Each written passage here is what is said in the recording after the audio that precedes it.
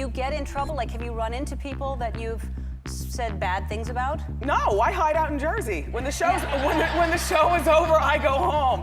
No, and I don't say bad things. I mean, if you're speaking of like hot topics, well, that's the stuff that you read about everywhere you go. Ellen did that to me and tried to put me on the spot with some alcohol.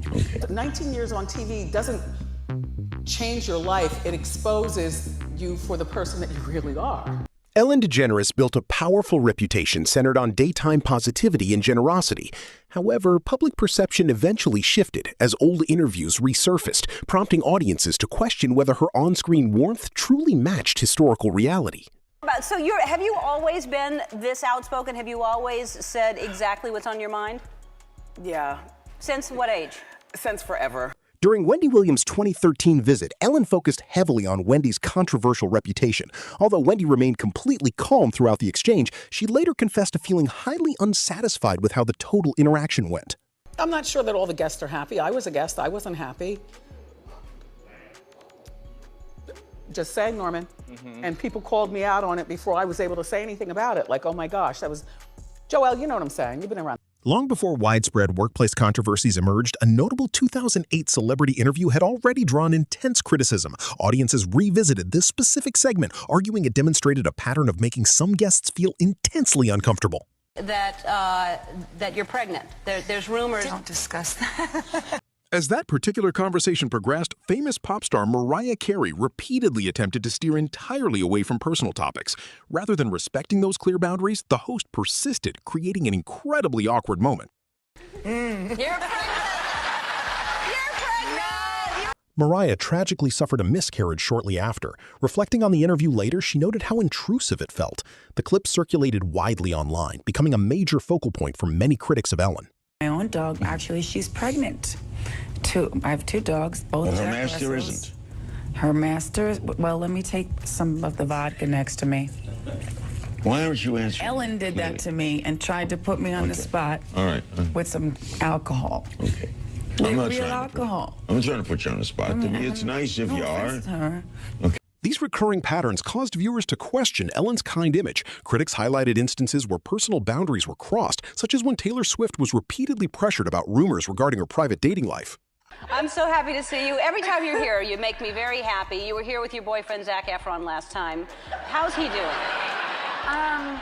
We actually never dated. Yes, you did. It's like more than 12 million. So why don't you, will that be in your repertoire when you're touring? Will that song be on stage? I'll have to call Zac, Uh-huh. get the rights to it. Well, you probably talked to him earlier today. How's he doing? I don't know. I haven't talked to him in a while because we didn't date. Yes, you did. Taylor's subsequent appearances garnered renewed public interest. Some viewers link these later moments to earlier jokes, suggesting the continuous questioning about her relationships became a primary example of an overly invasive interviewing style. Who I'm dating every time I'm on the show, and I don't even know why, but it gets 5 million hits on you. Despite her trademark sign-off encouraging kindness, Ellen faced immense scrutiny in 2020. Former staff members alleged a toxic workplace, while guests like Corinne Olympios recalled employees acting visibly terrified of making any mistakes. Person to call Ellen out, all right? Before anyone else You called did. her out? Yeah. What do you mean? I called her out. I was like, Ellen's not that nice. This was after you went on the show? After I went on the show, and the world blew up about it and was like so mad at me about it. And then someone else said it, and then it was like, oh my God, Ellen's not nice. Yeah. Oh, okay. You basically me too'd Ellen about being mean. Why do you say she's not nice? I can't explain it. It was Just just an really energy? weird. I ran into her like backstage. It was like an awkward thing, and like the producers were really scared. I was like, what's going on? They were like, that was not supposed to happen. We're gonna get in trouble. It's like so weird. So weird. And she was like, hey. It was like so You're like, hey. I was like, oh hi. Like I was like, I'm so excited. And she was like, That sucks. It was whatever. But anyways, I talked about it on the Morning Toast or whatever their show used to be called. And it was like this whole thing. And then everyone was mad at me. And then now it's a thing. And I'm like, okay. I'm always the first one to say. Corinne's own appearance became heavily scrutinized by critics. While framed as light entertainment, observers felt the interview unfairly targeted her outspoken nature, serving as another example of pushing guests into highly uncomfortable scenarios. It is the real me. It is definitely a real side of me. But there are many other sides to me. What, That what sides didn't we see? Well, I am an older sister. We saw the front side. Yeah, you did, yeah. In 2019, Dakota Johnson famously corrected Ellen on air. When Ellen jokingly complained about not being invited to Dakota's birthday party, the actress calmly revealed that an invitation had successfully been sent. Was invited? Why didn't I go? I don't know. Ellen quickly acknowledged the oversight, explaining a scheduling conflict prevented attendance. Nevertheless, the clip went viral on social media, with fans praising Dakota's composed response during this highly memorable daytime television moment. You remember I was invited. Thank you. You're welcome. Another highly discussed segment involved a struggling college student. What initially promised to be a life-changing surprise concluded very differently than expected, resulting in an awkward viral clip that continuously circulated widely online. And Ellen was kind of setting up a spot where it looked like they were going to say, oh, we've paid for all of your schooling or a semester or a year of tuition, because she was doing that thing where they're asking, oh, how much are your fees? And, you know, how difficult is that for you? And the woman says that, you know, her tuition costs $50K a year. And Ellen starts to say, my friends at Shutterfly are going to pay. And then she's cut off by one of her producers who was like, no. And so I talked to my friends at Shutterfly. They want to help pay for... And then he comes up and like whispers in Ellen's ear, and Ellen even says, oh, well, this is a little awkward, but... This is awkward, but so we're going to give you a computer. We have the computer. It's just super, super awkward. I have a computer, but okay, but it's a nice computer. You would think, one, it's just insane that they aired this, because Ellen isn't a live show. Like, why would you do this? Why would you, one, not re-record? But I guess Ellen doesn't like speaking to regular people more than she has to, but it's just so bizarre. Even cut the segment. Like, why? Why would you air this? It makes you look terrible.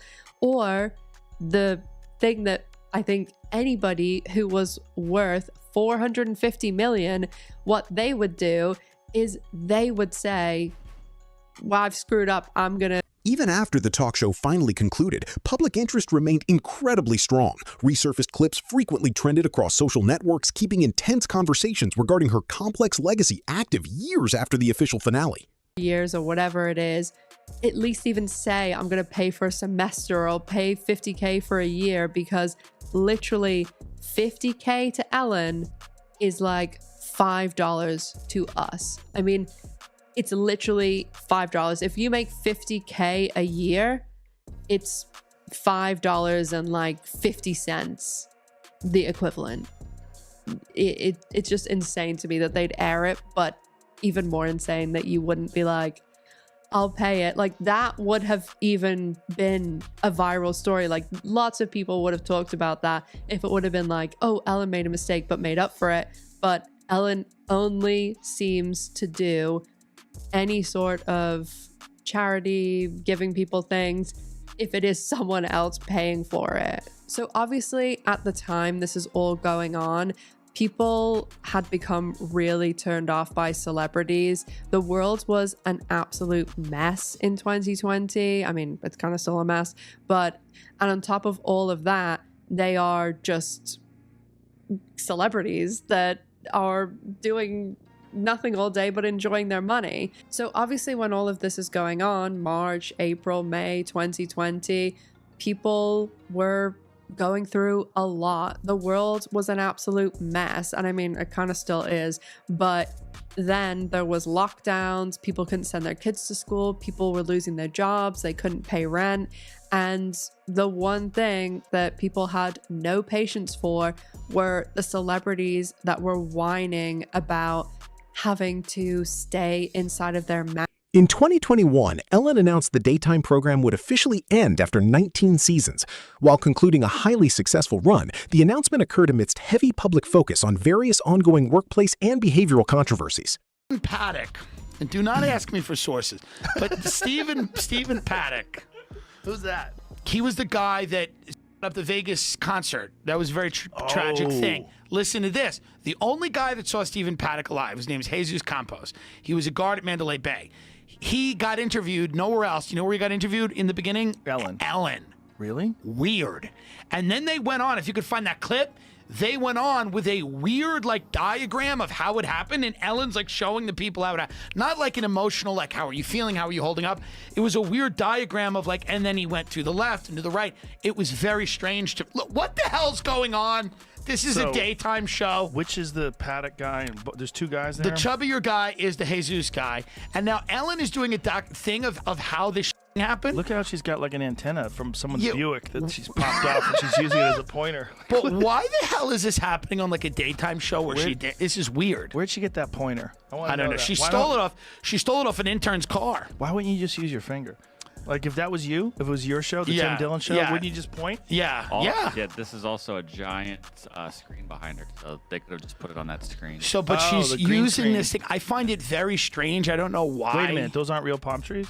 No. Yeah, I know that street though. I know that block in Beverly Hills that she used. How weird is that? I don't know why they're doing this on a daytime talk show. Let's keep it running. Look at it. She's dressed like Colonel Sanders. Not Colonel Sanders. She's dressed like Sergeant Pepper. This guy looks like a member of her staff.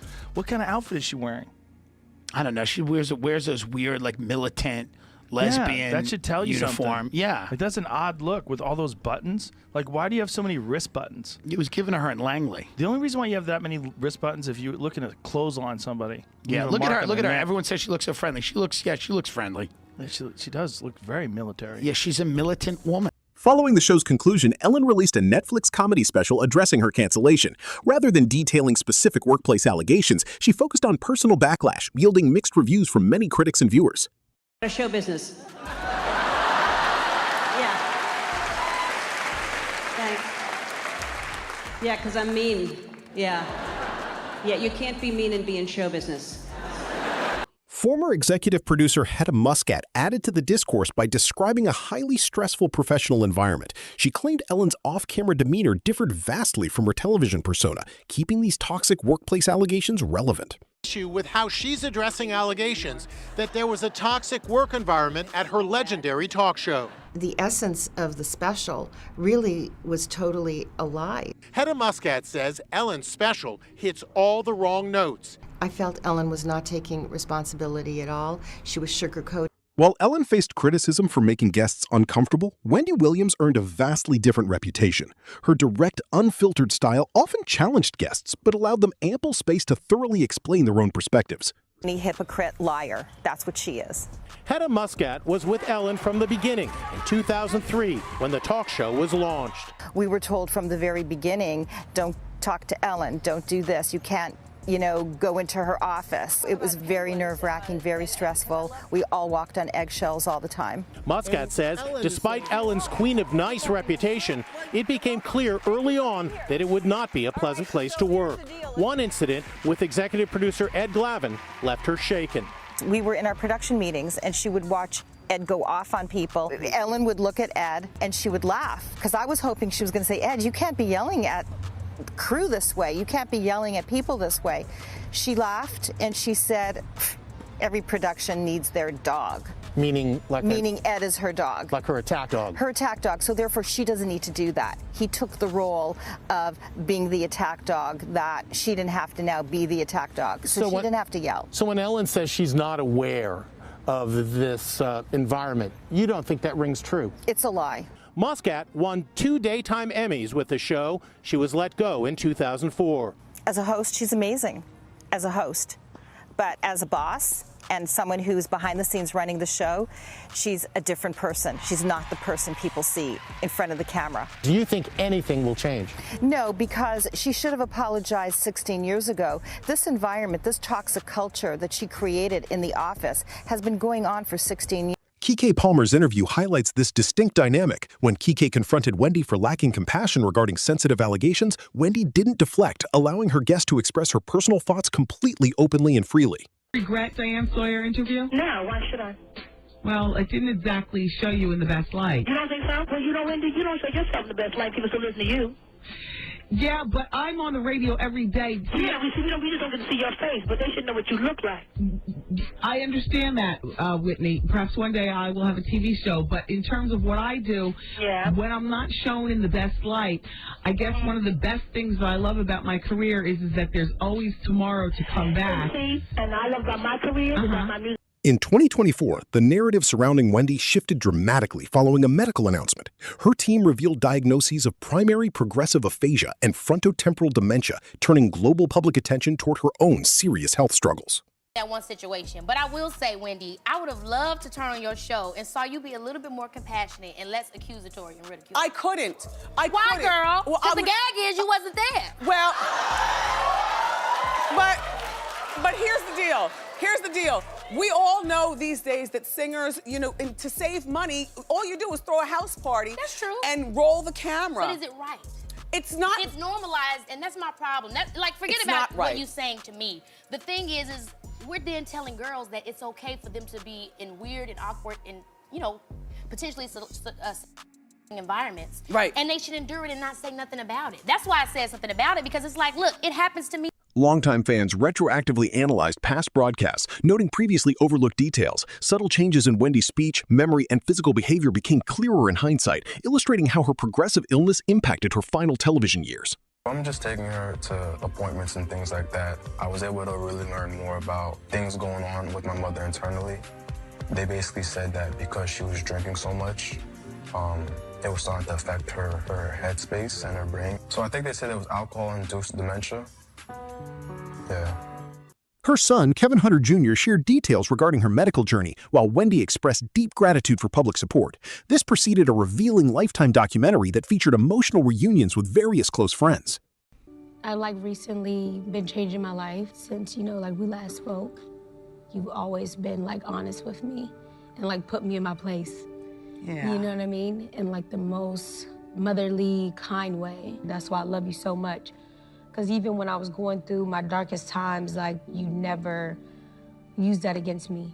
You know what I mean? And that's how you know that the love is genuine and it's always going. The documentary featured heartbreaking scenes illustrating the severe progression of Wendy's condition. It provided viewers an intimate look at her daily challenges, showing how quickly life completely transforms for iconic television figures. Do you want to go to the Oscars?